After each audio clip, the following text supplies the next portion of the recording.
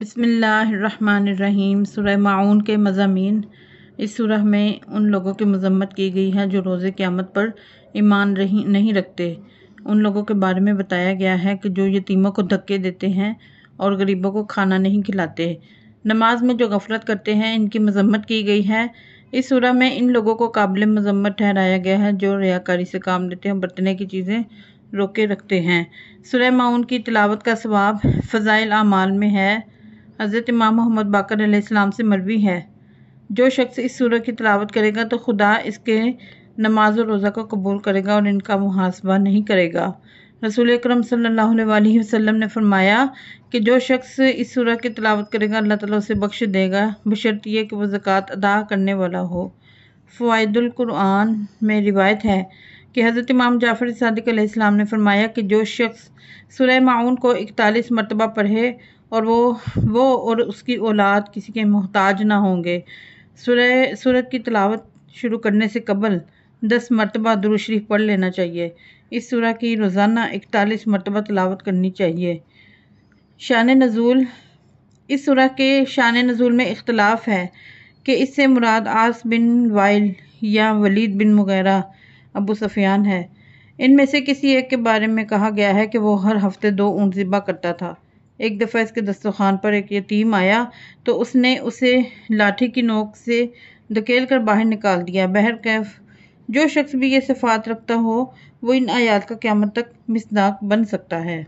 بسم اللہ الرحمن الرحیم۔ ارأیت الذی یکذب بالدین فذلک الذی یدعو الیتیم ولا یحض علی طعام المسکین فویل للمصلین الذین هم عن صلاتهم ساہون الذین هم یراؤون ویمنعون الماعون۔ ترجمہ۔ سہارا اللہ تعالیٰ کے نام کا جو کہ رحمان و رحیم ہے۔ کیا آپ نے اس شخص کو دیکھا ہے جو جزا اور سزا کی تکذیب کرتا ہے؟ یہ وہی ہے جو یتیم کو دھکے دیتا ہے اور مسکین کو کھانا کھلانے کا شوق نہیں دلاتا۔ پس ان نماز گزاروں کے لیے ہلاکت ہے جو اپنی نماز سے غفلت میں رہتے ہیں، وہی جو ریاکاری سے کام لیتے ہیں اور لوگوں کو معمولی اشیاء دینے سے بھی گریز کرتے ہیں۔ تفسیر آیات۔ ارأیت الذی یکذب بالدین۔ کیا آپ نے اس شخص کو دیکھا ہے جو جزا و سزا کی تکذیب کرتا ہے؟ علی بن ابراہیم نے اپنی تفسیر میں نقل کیا ہے کہ یہ آیت ابو جہل اور قریش کے کافروں کے بارے میں نازل ہوئی ہے۔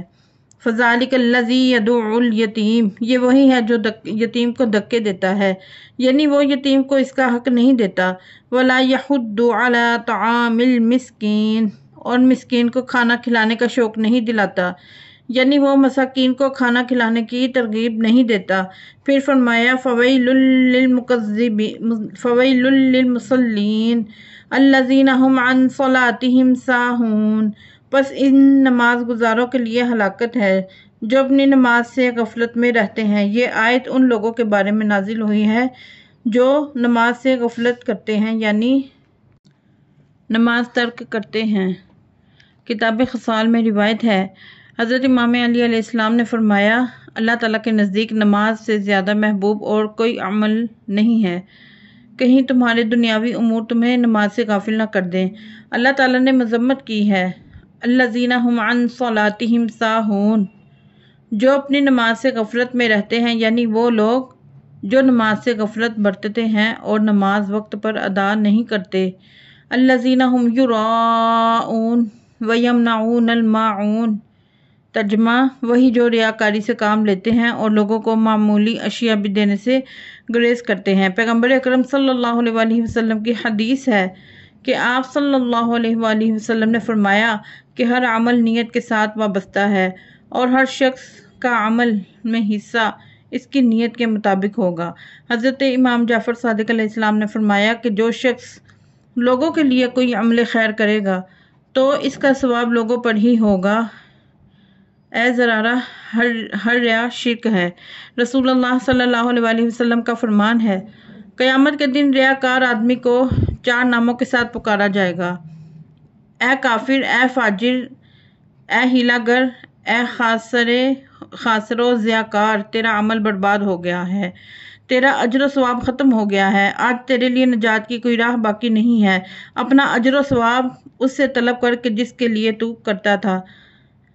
ایک اور حدیث میں ہے کہ رسول اللہ صلی اللہ علیہ وسلم نے فرمایا کہ جس نے برتنے کی چیزیں اپنے پڑوسی کو اس کے مطالبے پر نہ دیں تو اللہ تعالیٰ قیامت کے دن اس سے اپنی خیر روک دے گا، خدا اس کو اس کے اپنے حال پر چھوڑ دے گا، اور جسے خدا اس کی اپنی حالت پر چھوڑ دے تو اس کا برا حال ہوگا۔ تفسیر برہان میں آیا ہے کہ حضرت امام جعفر صادق علیہ السلام سے ایک آدمی نے معون کی تفسیر پوچھی۔ جب آپ علیہ السلام نے وضاحت فرمائی تو سائل نے عرض کیا، ہمارا ایک ہمسایہ ہے کہ جو مانگنے پر چیزیں لے جاتا ہے لیکن انہیں توڑ دیتا ہے یا ضائع کر دیتا ہے، تو اس معاملے میں ہم کیا کریں؟ آپ علیہ السلام نے فرمایا کہ ایسے شخص کو نہ دینا کوئی گناہ نہیں ہے۔